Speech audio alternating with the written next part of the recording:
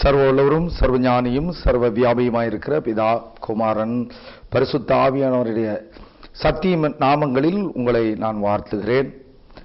அவருடைய நாமங்களுக்கு சர்வ சதா காலமும் மகிமை உண்டாவதாக. அன்பின் சகோதர சகோதரிகளே, இந்த கர்த்தருடைய வார்த்தையை பகிர்ந்து கொள்கிற இந்த நேரத்திலே உங்களோடு இந்த வசனங்களை தேவ துணையோடு பகிர்ந்து கொள்வதில் பெருமகிழ்ச்சி அடைகிறேன். கர்த்தருடைய நாமத்திற்கு மகிமை உண்டாவதாக. இந்த நாட்களிலே அநேகருக்கு உண்டான கேள்வி, அநேகர் கேட்கிற கேள்வியும் கூட, ஊழியர்களுக்கும் சரி வாலிபர்களுக்கும் கூட சரி, மற்ற எல்லாருக்கும் ஒரு கேள்வி இருக்கிறது. என்ன கேள்வி? தேவன் நம்மோடு எப்பொழுது வாசம் பண்ணுவார்? தேவன் எப்பொழுது நம்மோடு உலாவுவார்? தேவனோடு நாம் உலாவ முடியுமா? ஒரு மனிதனால் உலாவ முடியுமா? தேவன் நம்முடைய வீட்டிலே உலாவுவாரா? நம்முடைய ஒரு சிநேகிதனை போல தேவன் உலாவினார் என்று வேதம் சொல்லுகிறது. அபிரகாமை வேதம் சொல்லும் பொழுது அபிரகாம் தேவனுடைய சிநேகிதன் எனப்பட்டான் என்று சொல்லுகிறது. ஏனோக்கு தேவனோடு சஞ்சரித்தார், வாழ்ந்தார் என்று வேதம் சொல்லுகிறது. யோசேப்போடு தேவன் இருந்தார் என்று வேதம் சொல்லுகிறது. அப்படி இருக்கும் பொழுது தேவன் நம்மோடு உலாவ முடியுமா? தேவனோடு நாம் உலாவ முடியுமா என்றால், அந்த கேள்விக்கு தான் இன்றைக்கு வேதத்திலிருந்து நாம் விடை காண நாம் உள்ளே நுழைய போகிறோம். பரிசுத்த ஆவியானவர் நம்மோடு கூட இந்த நாளிலே இருந்து இந்த வேத வசனத்தை விளங்கச் செய்வாராக. கர்த்தர் நம்மோடு உலாவ நாம் நம்மை ஆயத்தப்படுத்துவோமாக. ஆதியாகமத்தின் புத்தகம் 3ஆம் அதிகாரம் 8ஆம் வசனம் இப்படி சொல்லுகிறது. அதை எடுத்து வாசிக்கலாம். ஆதியாகமம் 3:8. பகலில் குளிர்ச்சியான வேளையில் தோட்டத்தில் உலாவுகிற தேவனாகிய கர்த்தருடைய சத்தத்தை அவர்கள் கேட்டார்கள். கர்த்தருடைய நாமத்திற்கு மகிமை உண்டாவதாக. இந்த வசனம், நீங்கள் கேட்ட வசனத்தை பாருங்கள். இது ஏதேன் தோட்டத்தில் நடந்த சம்பவத்திலே எழுதப்பட்டிருக்கிற ஒரு சத்தியம். பகலில் குளிர்ச்சியான வேளையிலே தோட்டத்தில் உலாவுகிற தேவனாகிய கர்த்தருடைய சத்தத்தை அவர்கள் கேட்டார்கள். இந்த வசனத்தை படித்த பொழுது மிகுந்த ஆச்சரியமாக இருந்தது. தேவனுடைய பிள்ளையே, இது ஒரு சம்பவமாக இருந்தாலும் இந்த வசனம் நமக்கு விடை சொல்லுகிறதா இருக்கிறது. எனக்கு தெரிந்தவரை ஆண்டவருடைய இந்த ஆதியாகமத்தில் எழுதப்பட்ட நாமங்களில் ஒரு மிகப்பெரிய, எனக்கு பயனுள்ள நாமமாக, எல்லா நாமங்களும் தேவனுடைய நாமங்கள் பயனும் கிருபையும் நிறைந்தவை. இந்த இடத்தில் எழுதப்பட்ட ஒரு பெயர், பகலில் குளிர்ச்சியான வேளையிலே தோட்டத்தில் உலாவுகிற தேவனாகிய கர்த்தர். எவ்வளவு அருமையான தேவனுடைய கர்த்தருடைய வார்த்தை, கர்த்தருடைய வசனம். பகலிலே தேவன் ஏதேன் தோட்டத்தில் உலாவினார். அதற்கு நமக்கு என்ன சம்பந்தம்? இந்த வசனத்தை ஆராய்ந்தால் நாம் கர்த்தருடைய கைகளை பிடித்து உலாவுகிற பாக்கியத்தை பெறலாம். இதில் 3 காரியங்களாக நாம் பிரிக்க வேண்டும். கர்த்தர் உலாவுவதற்கு நம்மோடு ஆயத்தமாவார். நாமும் கர்த்தரோடு உலாவ ஆரம்பித்து விடலாம். வேதம் சொல்லுகிறது, கர்த்தருடைய வசனம் சொல்லுகிறது, அவர் இஸ்ரவேலின் பாளையங்களில் உலாவினார் என்று. பழைய ஏற்பாட்டு புத்தகத்திலே இஸ்ரவேலின் பாளையத்திலே உலாவினார். கர்த்தர் ஒரு இடத்திலே சொல்லுகிறார், நான் அவர்கள் நடுவிலே உலாவி அவர்கள் தேவனாயிருப்பேன், அவர்கள் என் ஜனமாயிருப்பார்கள் என்று வேதம் சொல்லுகிறது. புதிய ஏற்பாட்டு புத்தகத்திலே வாசிக்கிறோம், சாலமோன் மண்டபத்திலே இயேசுவானவர், கர்த்தரானவர் உலாவினார் என்று. ஏன் நம்முடைய மத்தியிலே அவர் உலாவ மாட்டார்? ஏன் நாம் அவரோடு உலாவ முடியும் என்று வேதம் சொல்கிறது. அதற்கான விடையை தான் இந்த வசனத்திலிருந்து பார்க்க போகிறோம். பகலில் குளிர்ச்சியான வேளையிலே தோட்டத்தில் உலாவுகிற தேவனாகிய கர்த்தர் உங்களை ஆசீர்வதிப்பாராக. என் தேவ பிள்ளையே, முதலிலே பாருங்கள், ஏதேன் தோட்டத்திலே கர்த்தர் பகலில் உலாவினார் என்ற ஒரு வார்த்தை சொல்லப்பட்டிருக்கிறது. அப்ப இரவில் உலாவ மாட்டாரா? இல்லை. உங்களுக்கும் எனக்கும் ஒரு சத்தியத்தை மிக ரகசியமாக, ஆனால் தெளிவாக சொல்லுவதற்கு ஆவியானவர் இந்த வார்த்தையை பயன்படுத்தி இருக்கிறார். முதலிலே நீங்கள் தேவனாகிய கர்த்தருடைய சத்தத்தை உலாவுதலை கேட்க வேண்டும் என்றால் நீங்கள் பகலாக மாற வேண்டும். முதல் ரூல் பகல், இரண்டாவது தோட்டம், மூன்றாவது குளிர்ச்சி. இப்படி இந்த வேத வசனம் தெளிவாக நமக்கு சொல்லுகிறது. முதலிலே பகல். ஆண்டவர் உலாவதற்கு தெரிந்தெடுத்த ஒரு சூழ்நிலை பகல். பகல் என்றால் என்ன? வேதம் தெளிவாய் சொல்லுகிறது, கர்த்தர் வெளிச்சத்திற்கு பகல் என்றும் இருளுக்கு இரவென்று பெயரிட்டார் என்று. இருள் என்பது நீங்கள் அறியாத ஒன்று இல்லை. இருளை விரும்புகிறவர்கள் இல்லை. என் தேவ பிள்ளையே, ஒரு மனிதன் இருளாக இருப்பானானால் தேவன் அவனோடு கூட உலாவதற்கு முதல் தகுதியை இழந்து விடுகிறான். நாம் கூட பாருங்க, ஒரு இருளை நாம் விரும்புவதில்லை. நம்முடைய வீடு இருளாக இருப்பதை விரும்பவில்லை. கொஞ்ச நேரம் நம்முடைய வீடுகளிலோ அல்லது நகரத்திலோ மின்சாரம் போய்விட்டால் எப்பொழுது வரும் என்று காத்திருக்கிறோம். அது வரும் வரை காத்திருப்பதில்லை, ஓடுகிறோம். வீட்டில் இருக்கிற மெழுகுவர்த்தி அல்லது விளக்கை கொளுத்துகிறோம். எதற்காக? இருளாய் போட்டு விடலாமே. நாம் அந்த கொஞ்ச நேர இருளை கூட நாம் விரும்புவதில்லை. அப்படி என்றால் தேவன் ஒரு மனிதனிடத்திலே இருள் இருப்பதை விரும்புவதில்லை. அது என்ன இருள்? உங்களுக்கு சொல்ல வேண்டிய அவசியம் இல்லை. கர்த்தர் இருளை மாற்றுகிறவர், இருளை மாற்றுகிற தேவன். இருள் என்ற வார்த்தை அநேக அர்த்தங்களை சொன்னாலும் ஒரு விஷயத்தில் பாவத்தை குறிக்கிற வார்த்தையாயிருக்கிறது. தேவனுக்கு பிடிக்காத வார்த்தையாயிருக்கிறது. வேதம் சொல்லுகிறது, நம்முடைய தேவன் பகலின் தேவன், நம்முடைய தேவன் வெளிச்சத்தின் தேவன். அவர் வெளிச்சமாயிருக்கிறார். வேதம் ஒரு இடத்திலே சொல்லியிருக்கிறது, அவர் சுடரை போல இருக்கிறார். அவர் நித்திய சூரியனாக இருக்கிறார் என்று. ஆம் பிரியமான தேவனுடைய ஜனமே, அவருடைய பிள்ளைகளாய் நாம் இருக்கிற நாம் இருளை நமக்கு உள்ளே கொண்டு வரக்கூடாது. அவர் உலாவதற்கு மிக முக்கிய ஒரு காரணம், ஒரு ஆதாரம், நமக்குள் இருள் இருந்தால் கர்த்தர் உலாவுதலை நாம் தடுக்க முடியும். நமக்குள்ளே இருக்கிற இருள், நம்முடைய உள்ளத்திலே குடியிருக்கிற இருள், பாவங்கள், கர்த்தருக்கு விரோதமான காரியங்கள், இவைகளை அகற்ற வேண்டும். கர்த்தர் பகலை விரும்புகிறார். பகல் எப்படி உண்டாகும்? பகல், ஒரு இருள் பகலாக எப்பொழுது மாறும்? சூரியன் உதயமாகும் பொழுது. ஆம் பிரியமான தேவனுடைய ஜனமே, கர்த்தரை வேதம் சொல்லுகிறது, அவர் நித்திய சூரியனாய் இருக்கிறார், நீதியின் சூரியனாய் இருக்கிறார். மல்கியா புத்தகத்திலே சொல்லப்பட்ட பொழுது பார்க்கும் பொழுது பார்க்கிறோம், என்ன சொல்லி இருக்கிறது? ஆனாலும் என் நாமத்திற்கு பயந்திருக்கிற உங்கள் மேல் நீதியின் சூரியன் உதிக்கும். நம்முடைய இருளை போக்குவதற்கு இந்த உலகத்திலே வந்த, நம்மிடத்திலே தோன்றுகிற, நம்மிடத்திலே உதிக்கிற, நம்மிடத்திலே உயிர்த்தெழுந்த இயேசு கிறிஸ்துவானவர் ஒரு நித்திய சூரியனாக, ஒரு நீதியின் சூரியனாக நமக்குள்ளே வருகிறார். அவர் வரும்பொழுது நம்முடைய இருளெல்லாம் மாறும், மாற வேண்டும். என் தேவனுடைய பிள்ளையே, இது கர்த்தர் உலாவதற்கு முதல் படியாயிருக்கிறது. சங்கீதக்காரனை பாருங்கள், சங்கீதம் 18:28 இப்படி சொல்லுகிறது, தேவரீர் என் விளக்கை ஏற்றுவீர், தேவரீர் என் விளக்கை ஏற்றுவீர், என் தேவனாகிய கர்த்தர் என் இருளை வெளிச்சமாக்குவார். வசனத்தை கேட்டீர்கள். தேவரீர் என் விளக்கை ஏற்றுவீர், என் தேவனாகிய கர்த்தர் என் இருளை, என் விளக்கை ஏற்றுவீர், என் தேவனாகிய கர்த்தரின் இருளை வெளிச்சமாக்குவார் என்று. என் தேவனுடைய பிள்ளையை, இயேசு கிறிஸ்து ஒருவனிடத்திலே வரும் பொழுது, அவனுடைய பாவங்கள் நீங்கும் பொழுது, நம் பாவத்தை சுத்தமாக நீக்கும் பொழுது நம்முடைய இருள் விலகி இருக்க வேண்டும். ஒரு மனிதனுக்குள் அவர் எப்பொழுதும் நித்திய சூரியனாக அவர் வைத்திருக்க வேண்டும். ஒன்று வேத வசனம் சொல்லுகிறது, 1 தெசலோனிக்கேயர் 5ஆம் அதிகாரம் 5ஆம் வசனம் இப்படி தெளிவாக சொல்லுகிறது, நீங்கள் எல்லோரும் வெளிச்சத்தின் பிள்ளைகளும் பகலின் பிள்ளைகளுமாய் இருக்கிறீர்கள். நாம் இரவுக்கும் இருளுக்கும் உள்ளானவர்கள் அல்லவே.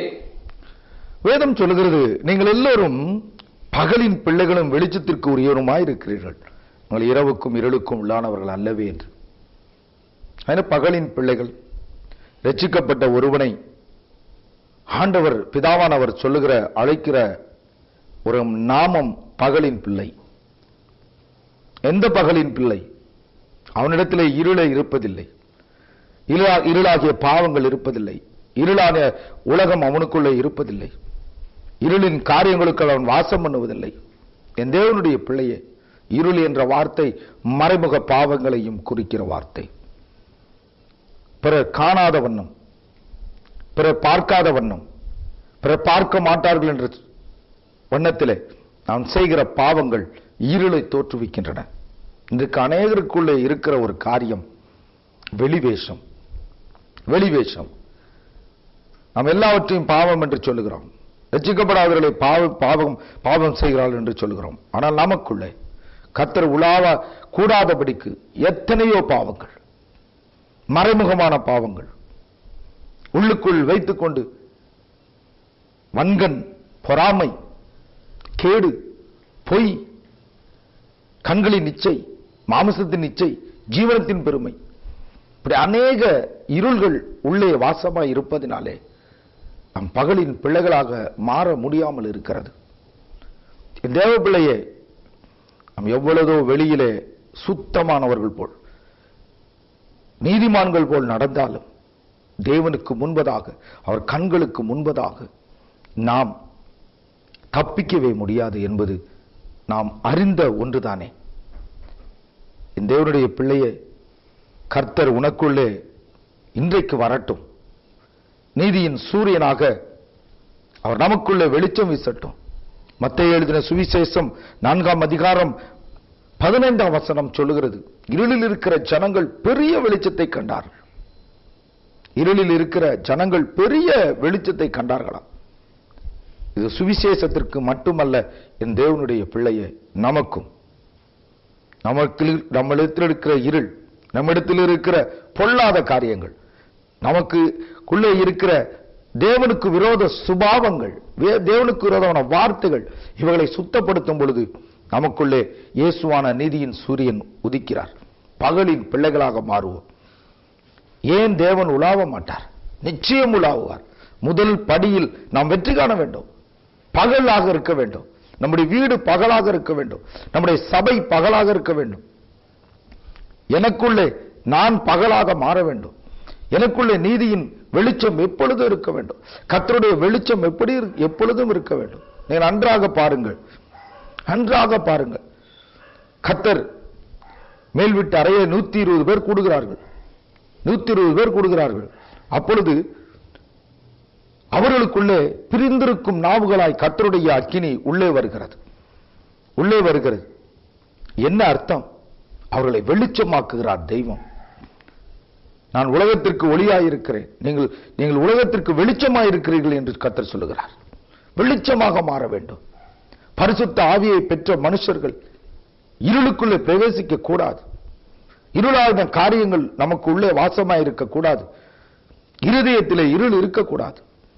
பகலின் பிள்ளைகளாக மாற வேண்டும். அதற்காக கர்த்தருடைய வசனமாகிய நீதியை கைக்கொள்ள வேண்டும். கர்த்தர் நம் மீது எப்பொழுதும் உதித்துக் கொண்டிருக்க வேண்டும். பகலின் பிள்ளைகளாக மாறுவீர்களானால், நீங்கள் பகலாக மாறுவீர்களானால் கர்த்தர் உங்களை காண்பார். உங்கள் வெளிச்சத்தை அவர் இன்னும் விளக்கை ஏற்றுவார், இருளை நீக்குவார். சங்கீதக்காரன் கேட்டுக்கொண்டது போல தேவன் உங்கள் ஆவியை அணைய விடாமல் அவர் வெளிச்சமாக்குவார். நீங்கள் தேவனோடு உலாவுவதற்கு முதலிலே நீங்கள் ஆயத்தமாக உங்களை ஏற்படுத்திக் கொள்ளுவார். இரண்டாவதான காரியத்தை நாம் காணலாம். தேவனோடு உலாவுவதற்கு 3 அஸ்திபாரங்களை நாம் பார்த்து கொண்டிருக்கிறோம். முதலிலே பகலாக மாற வேண்டும். இரண்டாவதாக குளிர்ச்சியாக வேலையாய் இருக்க வேண்டும். அது என்ன குளிர்ச்சியான வேலை? ஆண்டவர் சொல்றார், பகலின் குளிர்ச்சியான வேலையிலே தோட்டத்தில் உலாவுகிற தேவனாகிய கர்த்தர். இரண்டாவது குளிர்ச்சி. என் தேவனுடைய பிள்ளையை, குளிர்ச்சி என்ற வார்த்தை வேதத்திலே ஆண்டவருடைய ஆவியானவருடைய அபிஷேகத்தின் தன்மையை குறிக்கிறது. வேதத்தை கருத்தாய் நாம் ஆராயும் பொழுது குளிர்ச்சி என்ற வார்த்தை தேவனுடைய ஆண்டவருடைய அந்த கண்மலையினுடைய அபிஷேகத்தை குறிக்கிறது, ஆவியானுடைய அபிஷேகத்தை குறிக்கிறது. பாருங்கள், ஆண்டவர் உன்னதத்திலே வீற்றிருக்கிறார். உன்னதத்திலே அவர் சியோன் பர்வதத்திலே வீற்றிருக்கிறார் என்று வேதம் சொல்லுகிறது. பர்வதம் என்றாலே அது குளிர்ச்சியின் வாசஸ்தலமாக இருக்கும். தேவனுடைய பிரசன்னம், தேவனுடைய அபிஷேகம் அது குளிர்ச்சியாய் நமக்கு வெளிப்படுகிறது. குளிர், தேவனுடைய குளிர்ச்சி கர்த்தருடைய அபிஷேகமே. என் தேவனுடைய பிள்ளையே, அப்படி என்றால் நமக்கு ஒரு குளிர்ச்சியான வேலை என்றால் என்ன? அபிஷேகம் இல்லாத ஒரு நேரம், ஒரு வெப்பமான நேரம் நம்முடைய நேரம். நம்மீது அபிஷேகம் இல்லாத ஒரு நேரம் தேவனுக்கு வறட்சியான ஒரு நேரமாக காணப்படுகிறது. வறட்சி என்பது அபிஷேகம் இல்லாத வெப்ப சூழ்நிலையை குறிக்கிறது. ஆண்டவருடைய அபிஷேகம் அக்கினிக்கும் ஒப்பனையாயிருக்கிறது, அதிலே எந்த மாறுதலும் இல்லை. ஆனால் ஆண்டவருடைய அபிஷேகம் குளிர்ச்சிக்கும் அது ஒப்பனையாயிருக்கிறது. எப்படி என்று நான் உங்களுக்கு சில வேத வசனங்களில் நான் விளக்கட்டும். பாருங்கள், ஆண்டவர் சொல்லுகிறார், யோவான் எழுதின சுவிசேஷம் 3ஆம் அதிகாரம் 16ஆம் வசனத்தை பாருங்களேன். இந்த வசனத்திலே ஒரு ரகசியம் இருக்கிறது. நமக்கு தெரிந்த வசனம், ஆனால் ஒரு வசனத்தை நாம் குளிர்ச்சிக்கு ஆதாரமாக எடுத்துக்கொள்ளலாம். யோவான் 3:16. தேவன் தம்முடைய ஒரே பேரான குமாரனை விசுவாசிக்கிறன் எவனோ அவன் கெட்டு போகாமல் நித்திய ஜீவனை அடையும்படிக்கு அவரை தந்தருளி இவ்வளவாய் உலகத்தில் அன்பு கூர்ந்தார். இந்த வசனத்தில் பாருங்கள், நமக்கு தெரிந்த அருமையான வசனம், உலகமே ஏற்றுக்கொள்ள வேண்டிய வசனம்.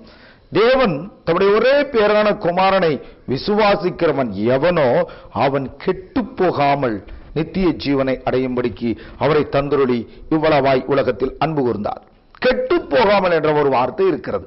இந்த வசனத்தில் அந்த வார்த்தையை மட்டும் நான் எடுத்துக்கொள்கிறேன். ஒரு பொருள் கெட்டு போகக்கூடாது என்றால் எதிலே வைப்போம்? குளிர்ச்சியிலே வைப்போம், குளிரிலே வைப்போம். குளிரிலே இருக்கிற எந்த பொருளும் கெட்டு போகாது. விசேஷமாக சில குளிர்ச்சியிலே, மலைகளிலே, பனி மலைகளிலே மாட்டிக்கொண்ட சில உயிரற்ற உடல்கள் கூட வருட கணக்கிலே அப்படியே பாதுகாப்பாக, காலத்தால் அழிக்க முடியாததாக பாதுகாப்பாக அந்த பனியிலே வைக்கப்பட்டிருக்கிறது. பனி பாதுகாத்துக் கொள்ளுகிறது, குளிர்ச்சி பாதுகாத்துக் கொள்ளுகிறது. அப்படி என்றால் இந்த இடத்திலே பார்க்கிறேன், தேவனுடைய குமாரனை விசுவாசிக்கிறன் எவனோ அவன் உலகத்தில் கெட்டு போகாமல் இருப்பதற்கு, அவன் உலகத்தினுடைய உஷ்ணத்தாலே, உலகத்தினுடைய பாவத்தினாலே, உலகத்தினுடைய காரியங்களினாலே அவன் வீணாக போகாமல், பயன்படுத்துவதற்கு ஏதுவாக இல்லாமல் போகாமல், பயனற்று போகாமல் இருப்பதற்கு, கெட்டு போகாமல் இருப்பதற்கு கர்த்தர் கொடுத்த குளிர்ச்சிதான். தேவன் வருமளவும் தேவனுடைய மனுஷன் குமாரனை விசுவாசிக்கிறவன் கெட்டு போகாமல் ஒரு குளிர்ச்சி அவனை மூடிக்கொள்கிறது. அவன் சரீரம் பாவத்தினால் கெட்டு போகாமல், தேவன் உலகத்தினால் கெட்டு போகாமல், நாற்றம் அடிக்காமல் ஒரு குளிர்ச்சி மூடிக்கொள்கிறது. அந்த குளிர்ச்சி தான் தேவனுடைய அபிஷேகம். அந்த அபிஷேகத்திலே அவருடைய பிரசன்னமாகிய அபிஷேகம், ஆவியானுடைய கரமாகிய பிரசன்னம் நம்மை குளிர்ச்சிக்குள்ளே தேவனுக்கு ஏற்றவர்களாக, அவர் வருமளவும் கெட்டு போகாமல் நம்மை பாதுகாத்துக் கொண்டிருக்கிறது. அப்படி என்றால் அபிஷேகம் குளிர்ச்சி. இதற்கு இன்னொரு வசனத்தை கூட நாம் ஆதாரமாக எடுத்துக்கொள்ளலாம். பாருங்கள், ஆண்டவர் இஸ்ரவேல் ஜனத்திற்கு மன்னாவை கொடுக்கிறார். வேதம் சொல்லுகிறது, விடியற் காலை பணியிலே மன்னா பொழிந்தருளுவார். விடியற் காலையிலே மன்னா பொழியப்படும், குளிர்ச்சியிலே பொழியப்படும். வேதத்தில் தெளிவாக பார்க்கிறோம், மன்னா குளிர்ச்சியிலே ஜனங்களுக்கு, கர்த்தருடைய ஜனங்களுக்கு கொடுக்கப்படுகிறது. நேரமாக ஆக சூடு ஆனால் அந்த மன்னா உருகி போகும் என்று வேதம் தெளிவாக சொல்கிறது. இது எதற்கு அடையாளம்? என் தேவ பிள்ளையே, குளிர்ச்சியில் வைத்திருக்கப்பட்ட வசனம் மன்னா நாம் கெட்டு போவதில்லை. அந்த குளிர்ச்சி பரிசுத்த ஆவியானுடைய அபிஷேகமே. என் தேவனுடைய பிள்ளையே, ஆவியானுடைய அபிஷேகம் குளிர்ச்சி என்பதற்கு நான் உங்களுக்கு இந்த ஆதாரத்தை கொடுத்திருக்கிறேன். என் தேவ பிள்ளையே, கர்த்தரோடு நடப்பதற்கு நீங்கள் அபிஷேகம் பெற்றவர்களாயிருக்க வேண்டும். அபிஷேகம் பெற்றவர்களாயிருக்க வேண்டும். தேவ குளிர்ச்சி உங்களோடு இருக்க வேண்டும். நாம் சொல்லலாம், நாங்கள் அபிஷேகம் பெற்றவர்கள் தானே, அந்நிய பாஷைகளை பேசுகிறோம், எல்லாவற்றையும் செய்கிறோம். அது அல்ல என் தேவனுடைய பிள்ளையே. தேவனுடைய குளிர்ச்சி இந்த உலகத்தில் உன்னை கெட்டு போகாமல் பாதுகாத்துக் கொண்டிருக்கிறதா என்பதை நீ சோதித்து அறிய வேண்டும். உன் இருதயம் கெட்டு போகாதபடிக்கு கர்த்தருடைய குளிர்ச்சி உன்னை பாதுகாத்துக் கொண்டிருக்கிறதா? உன் வாழ்க்கை கெட்டு போகாதபடிக்கு கர்த்தருடைய குளிர்ச்சி உன்னை பாதுகாத்துக் கொண்டிருக்கிறதா? அல்லது வறட்சி இருக்கிறதா? தேவனுடைய அபிஷேகத்திலே வறட்சி, தேவனுடைய சுபாவத்திலே உனக்கு வறட்சி இருக்குமானால் குளிர்ச்சியை கர்த்தரிடத்திலே வேண்டு. அபிஷேகத்தின் தன்மையை அபிஷேகிக்கும்படிக்கு மறுபடியும் கர்த்தரை வேண்டு. என் தேவ பிள்ளையே, கர்த்தருடைய அபிஷேகம் குளிர்ச்சி, கர்த்தருடைய நாமம் குளிர்ச்சி. இன்னொன்று தெரியுமா? ஆண்டவருடைய நிழலை தேட வேண்டும். இப்பொழுது எந்த நிழலில் இருக்கிறாய் பாருங்களேன். நாம் ஒரு உஷ்ண காலத்திலே, மே மாதத்திலே ரோட்டிலே போகிறோம். ஒரே வெயில், தாங்க முடியவில்லை. தாகத்தாலும் வேர்வையினாலும் களைத்து போகிறோம். உடனே என்ன செய்கிறோம்? ஓடிப்போய் ஒரு மரத்தின் நிழலை தேடுகிறோம். ஏன்? மரத்தின் நிழலை குளிர்ச்சி உண்டு. நிழல் குளிர்ச்சியை தருவதாய் இருக்கிறது. மரத்தின் நிழலுக்கு ஓடுகிறோம், சற்று இளைப்பாறுகிறோம். அதிலிருந்து வருகிற பிராண வாயு நம்முடைய இருதயத்தை, நம்முடைய இரத்தத்தை புத்துணர்வு செய்கிறது, நம்ம இளைப்பாறச் செய்கிறது. அப்படி என்றால் நிழல் குளிர்ச்சியை தரும். என் தேவ பிள்ளையே, எந்த நிழல் அது? உன்னத பாட்டின் புத்தகம் 2ஆம் அதிகாரம் 3ஆம் வசனம் எந்த நிழல் குளிர்ச்சியை தரும் என்று வேதம் சொல்கிறது? காட்டு மரங்களுக்குள்ளே கிச்சிலி மரம் எப்படி இருக்கிறதோ அப்படியே குமாரத்திக்குள்ளே என் நேசர் இருக்கிறார். அதன் நிழலிலே வாஞ்சையாய் உட்காருகிறேன். அதன் கனி என் வாய்க்கு மதுரமாய் இருக்கிறது. காட்டு மரங்களுக்குள்ளே கிச்சலி மரம் எப்படி இருக்கிறதோ அப்படியே நேசர்களுக்குள்ளே என் நேசரும் இருக்கிறார். அவருடைய நிழலில் வாஞ்சையாய் உட்காருகிறேன் என்று உன்னத பாட்டிலே சூலமித்தியாகிய மணவாட்டி சொல்லுகிறார். என் தேவ பிள்ளையே, ஆண்டவர் நம்மிடத்தில் ஏன் உலாவவில்லை, ஏன் பேசவில்லை என்றால் ஒரு காரியம் நமக்கு மறைவாய் இருக்கிறது. தேவன் அருளுகிற குளிர்ச்சியில் நம் வாழ்க்கை கீழே இருக்கிறதா? அப்படி இருந்தால் தேவன் உங்களிடத்தில் உலாவுவார். தேவன் அருளுகிற குளிர்ச்சி இந்த இடத்திலே சொல்கிறாள் பாருங்கள். சூலமித்தியாகிய மணவாட்டி, நீயும் நானும் தான், நீங்களும் நானும் தான். அவள் சொல்லுகிறாள் பாருங்கள், இந்த உலகத்திலே அநேக காட்டு மரங்கள் இருக்கின்றன, எல்லா மரங்களும் நிழல் தரும். ஆனால் அதன் நடுவிலே என் ஆண்டவராகிய இயேசு கிச்சிலி மரமாக இருக்கிறார். நான் எல்லா நிழலையும் போய் தேடவில்லை. எல்லா மரத்தின் நிழலும் எனக்கு குளிர்ச்சியை தராது. நான் இயேசுனுடைய, அவர் கரத்தினுடைய குளிர்ச்சியை மட்டும் நாடுவேன் என்று சொல்கிறார். இன்றைக்கு அது நமக்கு இருக்கிறதா? அந்த வாழ்க்கை இருக்கிறதா? நான் மற்றவர்கள் தப்பு என்று சொல்லவில்லை, தவறு என்று சொல்லவில்லை. தேவன் உலாவ வேண்டும், தேவன் என்னோடு பேச வேண்டும், தேவனோடு ஏனோக்கை போட நான் உலாவ வேண்டும் என்பவர்களுக்கு நான் பதில் சொல்லிக் கொண்டிருக்கிறேன், என்று கேட்டவர்களுக்கு பதில் சொல்லிக் கொண்டிருக்கிறேன். உங்களுடைய நிழலை எங்கே தேடுகிறீர்கள்? உங்கள் நிழல் என்னவாய் இருக்கிறது? காட்டு மரங்களின் நிழலை தேடிக்கொண்டிருக்கிறோமா? உலகத்தில் எத்தனையோ நிழல் இருக்கிறது. சொல்லுகிறோம், ஆண்டவரே என்னுடைய நிழல், ஆண்டவர் தான் எனக்கு, ஆண்டவரை தவிர எனக்கு யாரும் இல்லை. ஆனால் வாழ்க்கையை ஆராய்ந்து பார்த்தால் மனுஷனை நம்புகிறோம், மற்ற நிழலை தேடி ஓடுகிறது. தேவனுடைய சத்தியங்களை தவிர, தேவனிடத்தில் மேல் விசுவாசத்தை தவிர மீது எல்லாவற்றையும் செய்வது. ஆனால் வார்த்தைக்கு வார்த்தை, வார்த்தைக்கு வார்த்தை, ஆண்டவரை நம்பியே இருக்கிறேன், ஆண்டவரை நம்பியே இருக்கிறேன். தேவ பிள்ளையே, ஆண்டவரை நாம் ஏமாற்றவில்லை, நாம் நம்மை ஏமாற்றிக் கொண்டிருக்கிறோம். தேவன் உன்னோடு உலாவ வேண்டுமா? தேவன் உன்னுடைய ஜெப அறையிலே உலாவ வேண்டுமா? நீ உலகத்திற்குள்ளே போகும் பொழுது தேவனோடு உலாவ வேண்டுமா? ஒரு குளிர்ச்சி உனக்கு தேவைப்படுகிறது. It's a fundamental rule. இது அடிப்படை சட்டம், வேத சட்டம். உன்னோடு கர்த்தர் உலாவ வேண்டும் என்றால் தேவனுடைய நிழலின் குளிர்ச்சி உனக்குள்ளே போக வேண்டும்.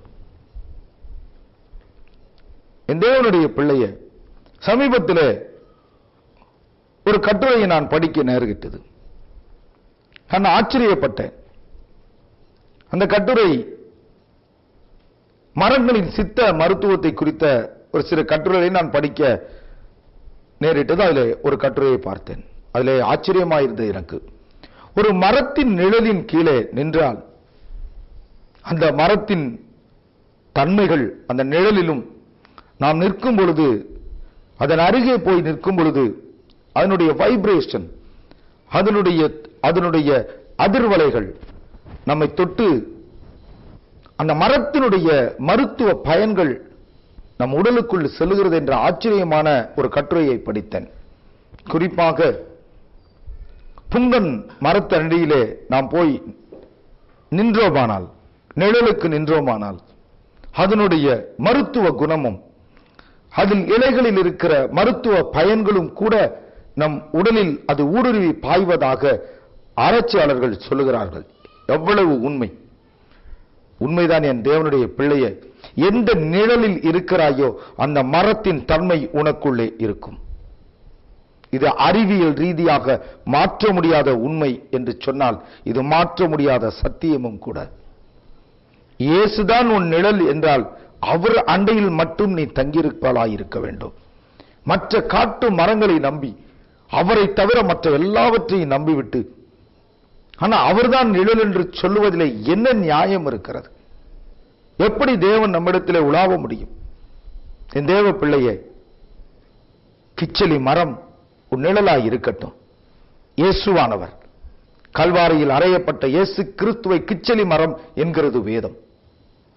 அந்த மரம் உன் நிழலாய் இருக்குமானால், அந்த மரம் மட்டும் உன் நிழலாய் இருக்குமானால், அந்த கிச்சலி மரத்தில் உள்ள சாறு, அந்த கிச்சலி மரத்தினுடைய தன்மைகள், அந்த இயேசுவாகிய கிச்சலி மரத்தினுடைய மருத்துவ அந்த குணங்கள் உனக்குள்ளே அந்த நிழல் வழியாக போகும். சூலமித்தியாகிய மணவாட்டியை பாருங்கள். அந்த நிழலை தான் வாஞ்சித்தாள், அந்த கனிதான் அவள் வாய்க்கு மதுரமாய் இருந்ததாக வேதம் சொல்லுகிறது. தேவ பிள்ளையே, ஆண்டவருடைய நிழலில் இருக்கிற குளிர்ச்சி உனக்கு வேண்டும். ஆண்டவரின் நிழலை மாத்திரம் நீ நம்பி இருக்கிற குளிர்ச்சி உனக்குள்ள வருமானால், இரண்டாவதான குளிர்ச்சி அபிஷேகம் உனக்குள்ளே வந்துவிடும். உலகத்தின் குளிர்ச்சியை நீ வெறுப்பாய். மற்ற ஐஸ்வர்யங்களின் குளிர்ச்சி, ஆசீர்வாதங்களின் குளிர்ச்சி என்று அதை மட்டும் நம்பி ஓடுகிற வாழ்க்கை அவசியமாய் இல்லை என்று நீ சொல்லுவாய். கர்த்தர் தன் நிழலின் குளிர்ச்சியை உனக்கு தருவார், அபிஷேகத்தை தருவார். இரண்டாவதாக ரூத்து புத்தகம் 2ஆம் அதிகாரம் 12ஆம் வசனம் இப்படி சொல்லுகிறது பாருங்க. தக்கதான பலன் கர்த்தர் உனக்கு கட்டளையிடுவாராக. இஸ்ரவேலின் தேவனாகிய கர்த்தருடைய செட்டையின் கீழ் அடைக்கலமாய் வந்த உனக்கு அவராலே நிறைவான பலன் கிடைப்பதாக என்றான். இந்த வசனத்தை கவனித்து பாருங்கள். இஸ்ரவேலின் தேவனாகிய கர்த்தருடைய செட்டைகளின் கீழ் வந்த உனக்கு அவரால் நிறைவான பலன் கிடைப்பதாக. சூலமித்தியை போலவே ரூத்திற்கு ஒரு பெரிய கிருபை. இஸ்ரவேலின் தேவனாகிய கர்த்தருடைய செட்டைகளின் கீழ், அந்த நிழலின் கீழ் நமக்கு அடைக்கலம் கிடைத்திருக்கிறதா? நம்ம சொல்லாங்க, அவர்தான் என் அடைக்கலம், அவர்தான் என்னுடைய எல்லாமே எனக்கு அடைக்கலம் என்று சொல்லலாம். வாயில் சொல்லலாம். உண்மை என்ன? எருசலேமை பாருங்க. எருசலேம் கர்த்தருடைய நகரம்தான். எருசலேம் கர்த்தருடைய ராஜாவுடைய நகரம்தான், ஆண்டவருடைய நகரம்தான். எருசலேம் தேவன் உலாவின இடம்தான். ஆனால் எருசலேமை பார்த்து கண்ணீர் விடுத்து சொல்லுகிறார், எருசலேமே எருசலேமே, தீர்க்கதரிசிகளை கல்லெறிந்து கொள்ளுகிறவர்களே, கோழி தன் குஞ்சுகளை தன் சட்டையின் கீழ் அணைப்பது போல எத்தனையோ முறை உன்னை அணைக்க ஆசையாயிருந்தேன், ஆனால் உனக்கும் மனதில்லாமல் போயிற்று. நமக்கும் அந்த வார்த்தைகள் வேண்டுமா? என் தேவனுடைய பிள்ளையே, நாம் எருசலேமாக கூட இருக்கலாம், ஆனால் ஆண்டவருடைய நிழலை நம்பி இருக்கிறோமா? உண்மையாகவே ஆண்டவர் தான் அவருடைய செட்டை தான் நம் நிழலா? ஆராய்ந்து பாருங்கள், ஆராய்ந்து பாருங்கள். இது வாயினால் சாட்சியிடுகிற வேலை அல்ல, ஆவியானவரிடத்திலே நம்மை பற்றி நாமே விசாரிக்கிற நேரம். நான் தேவனுடைய நிழலில் தான் இருக்கிறேனா, இல்ல மற்ற நிழலில் இருக்கிறேனா? ஆராய்ந்து பார்த்தால் அவருடைய செட்டையின் நிழலை தேடினால், கிச்சிலி மரமாகிய இயேசு கிறிஸ்துவனுடைய நிழலை தேடினால் அந்த குளிர்ச்சி உண்மையில் இறங்கும், அந்த அபிஷேகம் உண்மையில் இறங்கும். அப்பொழுது நீ குளிர்ச்சியிலே காணப்படுவாய், குளிர்ச்சியாய் காணப்படுவாய். கர்த்தர் விரும்புகிற குளிர்ச்சி உனக்குள்ளே இருக்கும். கர்த்தர் உலாவ நீ ஆயத்தமாவதற்கு உனக்குள்ளே குளிர்ச்சி இருக்கும். கர்த்தர் உலாவ அடிப்படை அடையாள குளிர்ச்சி உன்னிடத்திலே இருக்கும். கர்த்தர் உன்னை தனக்கு உலாவும்படிக்கு குளிர்ச்சியின் அபிஷேகத்தை கொடுத்து உன்னை அவர் வழி நடத்துவாராக. மூன்றாவதான காரியத்தை பார்ப்போம். ஆமென். தேவன் உலாவுவதற்கு நம்மோடு வழிகளை பார்த்து கொண்டிருக்கிறோம். மூன்றாவது ஒரு அஸ்திபாரம், மூன்றாவது வழி. இந்த மூன்றும் இருந்தால் தேவன் நிச்சயம் நம்மோடு உலாவ ஆரம்பித்து விடுவார். அந்த மூன்றாவது வழி என்ன? அதே வசனத்தில் இருக்கிறது. பகலில் குளிர்ச்சியான வேளையில தோட்டத்தில் உலாவுகிற தெய்வம். ஒரு காரியம், வேதத்திலே நாம் அநேக ஆராய்ச்சிகளை செய்கிறோம், அநேக காரியங்களை கற்றுக்கொள்கிறோம், அநேக வாக்குத்தத்தங்களை நாம் எடுக்கிறோம். நல்லதுதான், மிகவும் நல்லது. ஒரு காரியம் நாம் கற்றுக்கொள்ள வேண்டும். ஆண்டவருடைய சுபாவம், ஆண்டவர் எப்படிப்பட்டவர், அவருடைய சென்ஸ் என்ன, எதை விரும்புகிறார், எங்கே வாசமாயிருப்பார். அப்படி நாம் இந்த வேதத்திலே அறிந்து தெரிந்து கொண்டால் நம்முடைய வெற்றியுள்ள ஜீவியம், வெற்றியுள்ள ஜப வாழ்க்கை, வெற்றியுள்ள ஆராதனை, வெற்றியுள்ள ஒரு ஊழியத்தை நாம் செய்து முடிக்கலாம். ஆண்டவருடைய சுபாவத்தை அறிந்தவர்களாக இருக்க வேண்டும். இஸ்ரவேலில் கூட பாருங்களேன், இதை ஏன் நான் சொல்லுகிறேன் என்றால், சுபாவத்திற்கும் தோட்டத்திற்கும் மிகவும் சம்பந்தம் உண்டு. இஸ்ரவேலிலே ஆண்டவரிடத்தில் இருப்பதை தேடினார்கள்,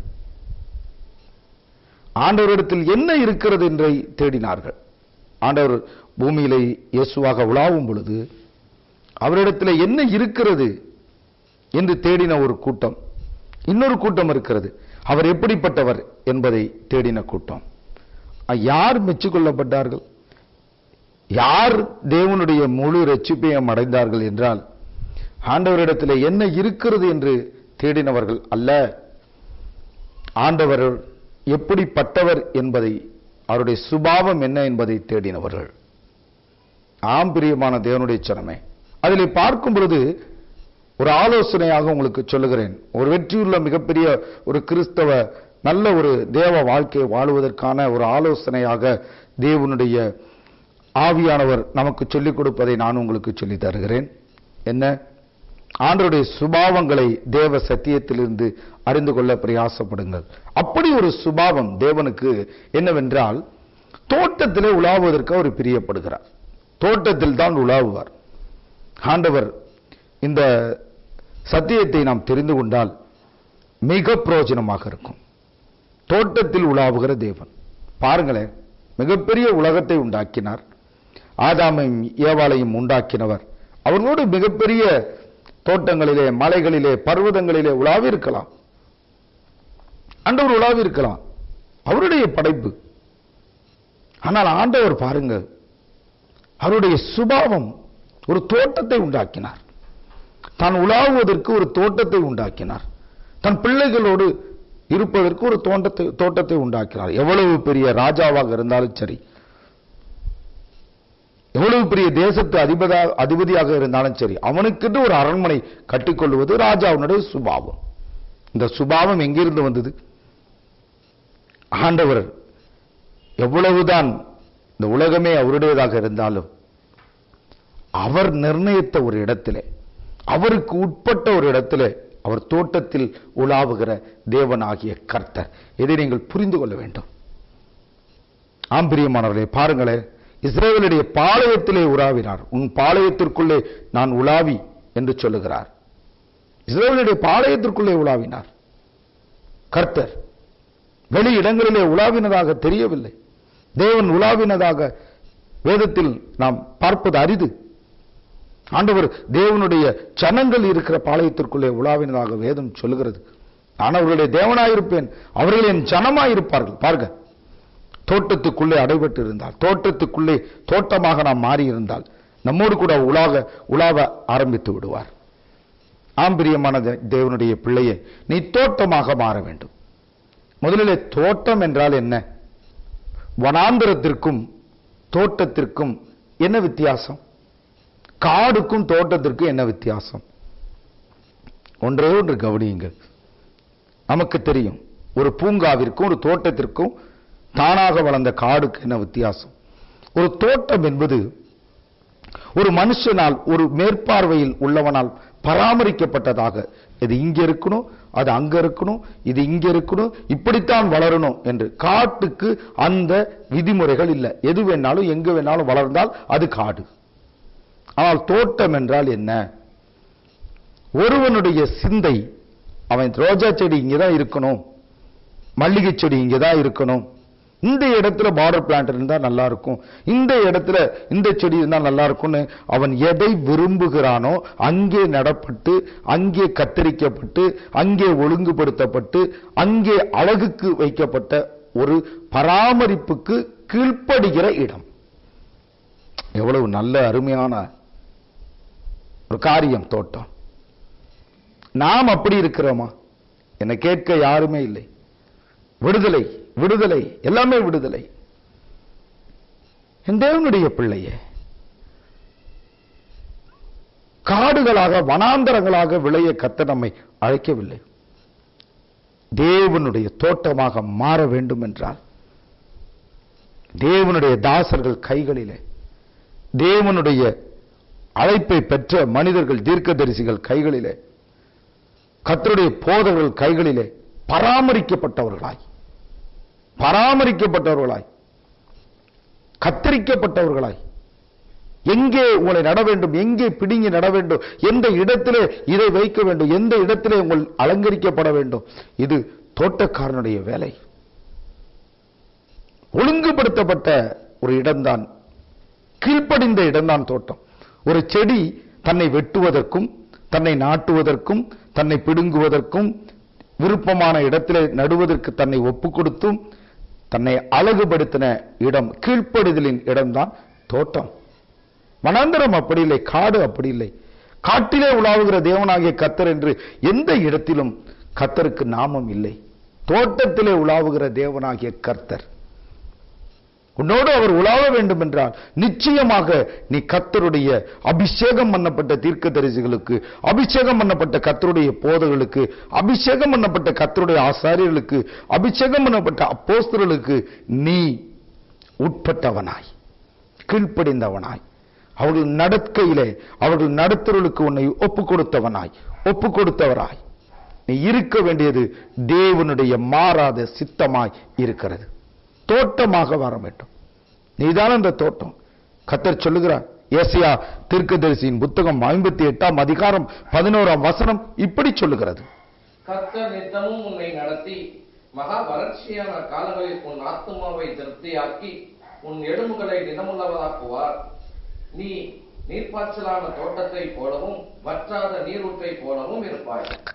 நீ நீர்ப்பாய்ச்சலான தோட்டத்தை போலவும் வற்றாத நீரூற்றை போலவும் இருப்பாய். நாம் தான் தோட்டம், நாம் தான் தோட்டம். எப்ப நீர்ப்பாய்ச்சலான தோட்டத்தை போல இருப்போம், எப்ப வற்றாத நீரூற்றாயிட்டு கர்த்தர் நம்மளை மாற பண்ணுவார். அந்த வசனத்தின் முதலிலே சொல்லப்பட்டிருக்கிறது, கர்த்தர் உன்னை நித்தமும் நடத்தி.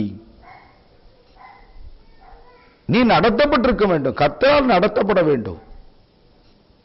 கர்த்தர் உன்னை நடத்த வேண்டும், நித்தமும் நடத்த வேண்டும். நேற்று அல்ல, முந்தா நேற்று அல்ல, நாளை அல்ல, அல்லது ஒரு ஒரு ஒரு காரியத்திற்கு அல்ல. கர்த்தர் உன்னை நித்தமும் நடத்த வேண்டும். அவருடைய வழிகாட்டுதலுக்கு உன்னை ஒப்புவிக்க வேண்டும். காடானாலும் மேடானாலும் கர்த்தரை பின்பற்றுவேன் என்று பாடினால் மட்டும் போதாது. கர்த்தர் உன்னை நித்தமும் நடத்துவதற்கு உன்னை ஒப்புக் கொடுக்க வேண்டும். கர்த்தர் உன்னை நித்தமும் நடத்துவதை எப்படி காண முடியும்? நிச்சயமாக உன்னை நடத்துகிற போதகர்களாலும் உன்னை நடத்துகிற தேவ அபிஷேகம் பெற்ற ஆசாரியர்களும் உன்னை நடத்துவதற்கு கர்த்தர் உன்னை அவர்கள் கைகளிலே ஒப்புவித்திருக்கிறார் என்ற முக்கிய சத்தியத்தை நீங்கள் உணர வேண்டும். நிச்சயம் கர்த்தர் உங்களோடு உலாவ வேண்டும் என்றால் இந்த வழிகள் இல்லாமல் வேறு வழிகள் இல்லை. வேதம் சொல்லவில்லை. தோட்டமாய் மாற வேண்டும். நீ ஆண்டவருடைய தோட்டமாய் மாற வேண்டும். கீழ்ப்படிதலுக்கு உள்ளாக வேண்டும். கர்த்தர் நித்தமும் நடத்துவதற்கு உன்னை ஒப்புக் கொடுக்க வேண்டும். அடிமை போல ஒப்புக் கொடுக்க வேண்டும். என் தேவ பிள்ளையே, எல்லாரும் சொல்லுவாங்க விடுதலை விடுதலை விடுதலை. வேதத்தை நான் கருத்தாய் ஆராய்ந்து பார்த்தேன். விடுதலைக்கும் கீழ்ப்படிதலுக்கும் இன்னும் வித்தியாசம் தெரியாமல் கிறிஸ்தவ உலகம் கொஞ்சம் தவிப்பதினால் பல பிரச்சனைகள். இன்னும் தேவனுடைய எழுப்புதல், தேவனுடைய காரியங்கள் கிறிஸ்தவ நம்முடைய சபைகளுக்குள்ளும் நமக்குள்ளும் வராமல் இருப்பதற்கு சற்று கொஞ்சம் வித்தியாசம். சற்று கொஞ்சம் வித்தியாசம் என்ன? சரியான சத்தியங்களை இன்னும் நாம் உணர கொஞ்சம் தாமதமாக இருப்பதுதான். விடுதலை விடுதலை என்று நாம் நேரத்தை, வாழ்க்கையை கொஞ்சம் கடத்தி கொண்டிருக்கிறோம். வேதம் சொல்லுகிறது விடுதலை தான், விடுதலை தான். ஆனால் எல்லாமே விடுதலை அல்ல. எல்லாவற்றிலிருந்தும் கர்த்தர் விடுதலை ஆக்கினார் தான். பாவத்திலிருந்து விடுதலை, சாபத்திலிருந்து விடுதலை தான். ஆனால் என்ன வேதம் என்ன சொல்லுகிறது? மணவாட்டியை, சபையை, தேவனுடைய பிள்ளையை இப்படி வர்ணிக்கிறது உன்னத பாட்டின் புத்தகத்திலே. நீ பார்வோன் ரதத்திலே பூட்டப்பட்டிருக்கிற பரிவு பவுஞ்சுக்கு ஒப்பாயிருக்கிறாய் என்று. வசனத்தை பாருங்கள். பார்வோன் ரதத்திலே பூட்டப்பட்டிருக்கிற, கடிவாளம் போட்டு பூட்டப்பட்டிருக்கிற பரிவு பவுஞ்சு குதிரைகள். நாம் கடிவாளமற்ற குதிரைகள் அல்ல. கர்த்தர் என்ற கரம், ஆவியான் என்ற அபிஷேகம் நம்மை கடிவாளமிட்டிருக்க வேண்டும். நம்மை கர்த்தருடைய வசனங்கள் அடிமைப்படுத்தி இருக்க வேண்டும். கீழ்ப்படிய நம்மை கற்றுக் கொடுக்க வேண்டும். கர்த்தருடைய தாசர்கள் கீழ்ப்படிவார்கள். படித்தவர்களே கர்த்தருடைய தாசர்கள் எனப்பட்டார்கள். என் தேவ பிள்ளையே, நீ தோட்டமாக மாறு. கர்த்தர் தோட்டத்தில் உலாவுகிற தெய்வம். உன்னை தோட்டம் என்று கண்டுவிட்டால் அவர் உலாவ ஆரம்பித்துருவார்.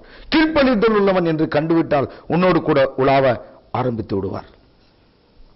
என் தேவ பிள்ளையே, ஒரு காரியம் சொல்லுகிறேன். கீழ்ப்படுகிறவனே எல்லாவற்றையும் கீழ்ப்படுத்துவான். ஆம், கீழ்ப்படுகிறவன் தான் எல்லாவற்றையும் கீழ்ப்படுத்துவான். கர்த்தருக்கு கீழ்ப்படுகிறவன் தான் எல்லாவற்றையும் தன்னுடைய பாதங்களுக்கு கீழே கீழ்ப்படுத்த தெரிந்தவன். கர்த்தருடைய சித்தங்களுக்கு கீழ்ப்படிய வேண்டும். நீ தோட்டமாய் மாற வேண்டும். இரண்டாவதான காரியம், நீ தோட்டமாய் மாற வேண்டும் என்றால் என்ன வைத்திருக்கிறார் கர்த்தர்? உன்னத பாட்டின் புத்தகம் 4ஆம் அதிகாரம் 12ஆம் வசனம். என் சகோதரியே, என் மனவாளியே, நீ அடைக்கப்பட்ட தோட்டமும் மறைவு கட்டப்பட்ட நீருட்டும் முத்திரிக்கப்பட்ட கிணறுமாய் இருக்கிறாய். ஆண்டவர் நம்மை பார்த்து சொல்கிறார் பாருங்கள், என் சகோதரியே, என் மனவாளியே. இந்த வார்த்தை உங்களுக்கு சொல்லப்பட்ட அருமையான வாக்குத்தத்தம்.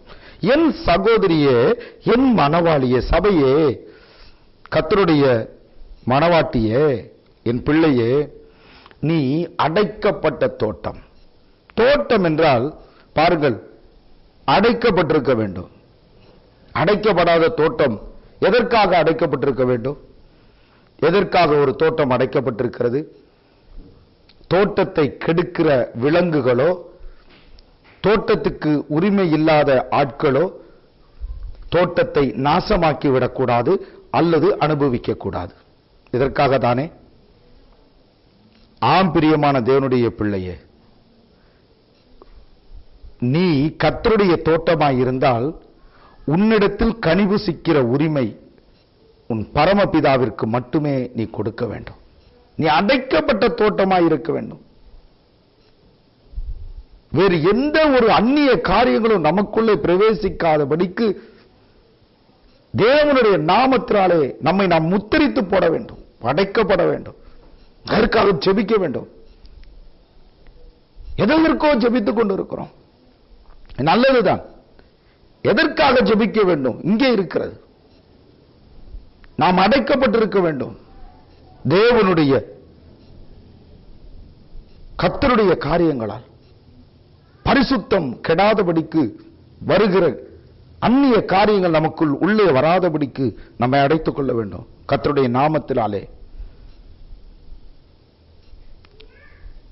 இந்த தோட்டத்தை கெடுக்கிற குழிநரிகள், சிறுநரிகள்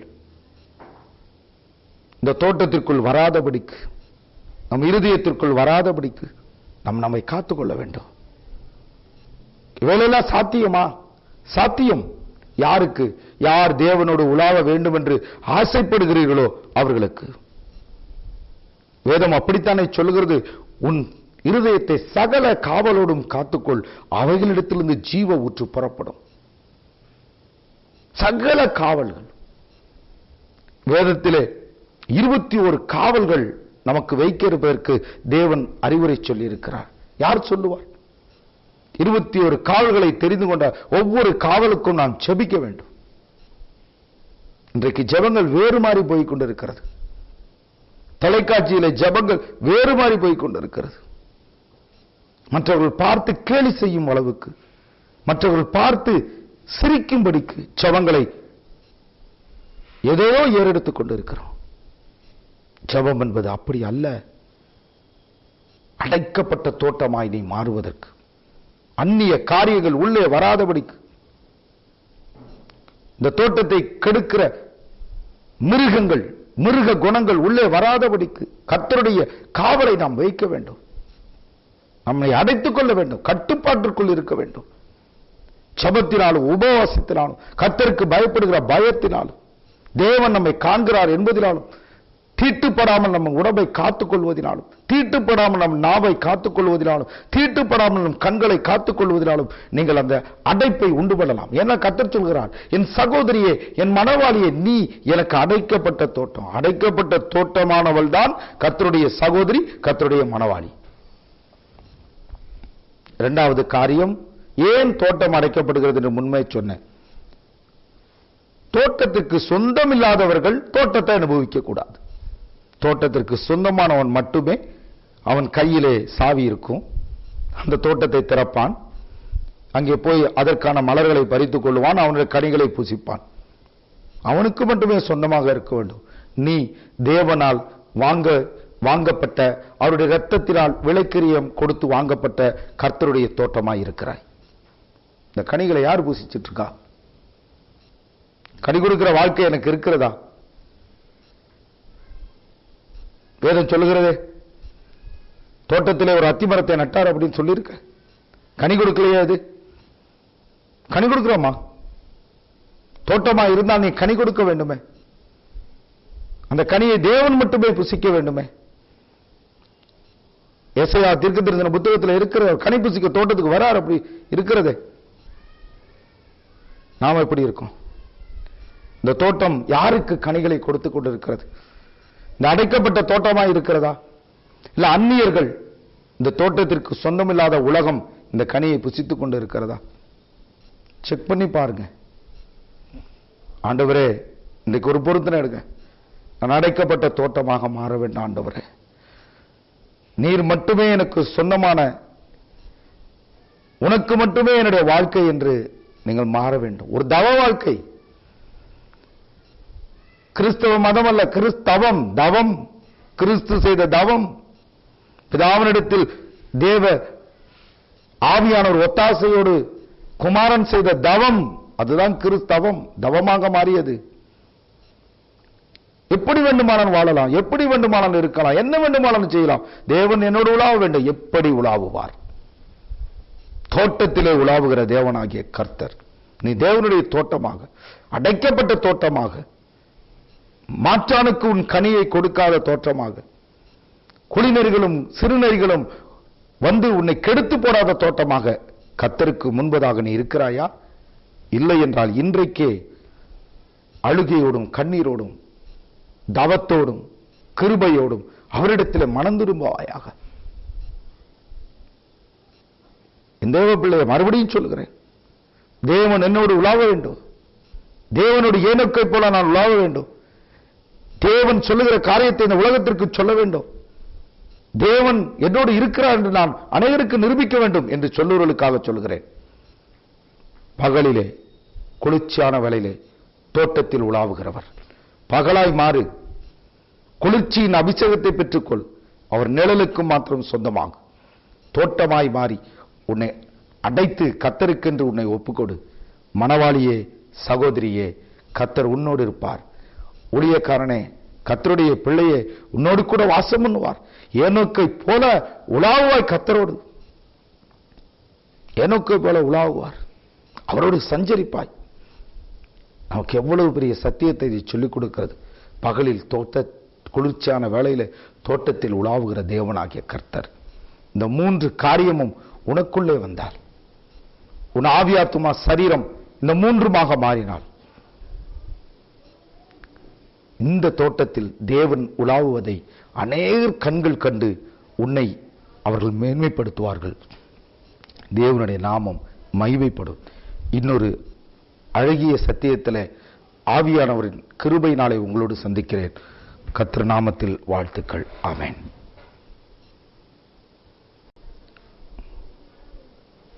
எனக்கு அருமையான தேவனுடைய பிள்ளைகளே, ஆண்டவர் எனக்கு அருளின அந்த தேவ கிருபையின்படியே கர்த்தர் என்னோடு கூட பேசின நல் வார்த்தைகளை உங்களுடைய ஆவிக்குரிய வாழ்க்கைக்கு பிரயோஜனமாக இருக்கும் என்று தேவனுக்குள் நம்பி நான் பகிர்ந்து கொண்டேன். இந்த வசனங்கள் உங்களுக்கு ஆசீர்வாதமாக இருக்கும் என்று நான் விசுவாசிக்கிறேன். அனுபவமாக மாற்றிக்கொள்வது உங்களுடைய பிரயாசமே. இதோ உங்களுக்காக நான் ஜெபிக்க போகிறேன். கண்களை மூடலாம், கர்த்தரிடத்திலே மனதை திருப்பலாம். தேவனுடைய வார்த்தைக்கும் தேவனுடைய வேண்டுதலுக்கு நேராக நம் மனதை ஒருமிக்கலாம். சர்வ வல்லமையுள்ள மகா பரிசுத்த பிதாவே, சர்வ வல்லமையுள்ள வார்த்தையானவரே, சர்வ வல்லமையுள்ள வியாபியான ஆவியானவரே, இந்த நல்ல வேலைக்காக உமக்கு ஸ்தோத்திரத்தை செலுத்துகிறேன் ஆண்டவரே. அப்பா, பகலில் குளிர்ச்சியான வேளையிலே தோட்டத்தில் உலாவினீர் என்று வாசித்தோம். அந்த வசனத்திற்கு எங்களுக்கு எட்டாத ஞானத்திலும் எங்களுக்கு ஆண்டவரே தெரியாத விஷயங்களிலும் கர்த்தர் எங்களோடு இருந்து ஆண்டவரே எங்களுக்கு இந்த வசனத்தின் ஆண்டவரே தகப்பனை காரியங்களை விளங்கச் செய்தீர். ஆண்டவரே,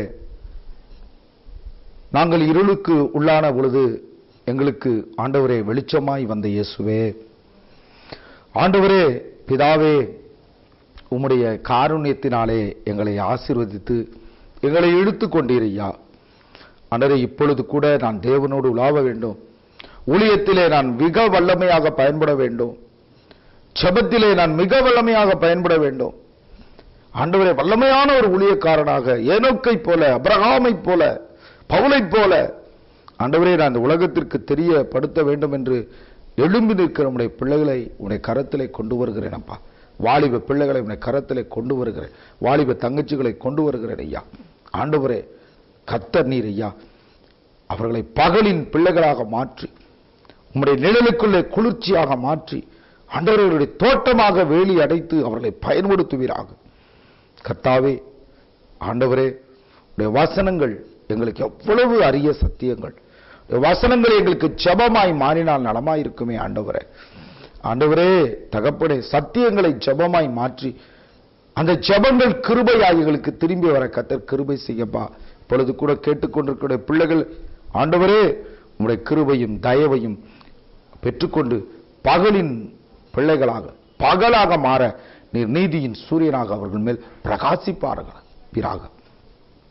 விட முடியாத பாவ பழக்கங்கள் ஆண்டவரே, தெரியாத பாவ பழக்கங்கள், நீர் உலாவ முடியாதபடி தடுக்கிற இருள்கள் எல்லாவற்றையும் சங்கீதக்காரன் கேட்டுக்கொண்டது போல என் இருளை வெளிச்சமாக்குவீர் என்று சொன்னபடி பிள்ளைகளுடைய இருளை வெளிச்சமாக்கும்படிக்கு ஜெபிக்கிறேன் ஆண்டவரே. அவர்களை குளிர்ச்சிக்குள்ளே கொண்டு போகும் ஆண்டவரே. கெட்டு போகாமல் ஒரு பொருளை எப்படி குளிர்ச்சிக்குள்ளே கொண்டு போகிறோமோ அதே போல உம்முடைய வல்லமையில் அபிஷேகமாகிய ஆவியானுடைய கரத்திற்குள்ளே குளிர்ச்சிக்குள்ளே கொண்டு போய் பிள்ளைகளை எந்த நாற்றமும் எந்த உலக நாற்றமும் தொடாதபடி கர்த்தர் இவர்களை ஆவியானுடைய குளிர்ச்சியை வைத்து பாதுகாத்துக் கொள்ளும். தோட்டமாக மாற்றி உலாவும் ஆண்டவரே, அவர்கள் பாளையமாக மாறுவார்களாக. கர்த்தருடைய உலாவுகிற தோட்டமாக அவருடைய ஊழியங்கள் மாறட்டும் இயேசுவின் நாமத்தில். கர்த்தர் உலாவுகிற தோட்டமாக குடும்பம் மாறட்டும் ஆண்டவரே. குடும்பம் ஆண்டவரை நிச்சயமாக மாறட்டும். குடும்ப பிரச்சனைகளை மாற்றி அங்கே உலாவுவீராக. நீர் பாளையத்திற்குள்ளே உலாவும் பொழுது இஸ்ரவேல் ஜனங்கள் ஆசீர்வதிக்கப்பட்டார்கள், குணமாக்கப்பட்டார்கள். அப்படியாக உலாவாண்டார். பிள்ளைகள் எதற்கு செபிக்கிறார்களோ அப்படியே நீர் கேட்கும்படிக்கு செபிக்கிறேன். வல்லமையாய் பயன்படுத்துவீராக. ஊழியர்களை வல்லமையாய் பயன்படுத்துவீர்களாக. தேவனுடைய ஆசாரிகளை சுவிசேஷங்களை வல்லமையாய் பயன்படுத்துவீராக. கர்த்தர் கூட இரும். இயேசுவின் நாமத்திலே ஜெபிக்கிறேன் ஜீவனுள்ள நல்ல பிதாவே. ஆமென், ஆமென்.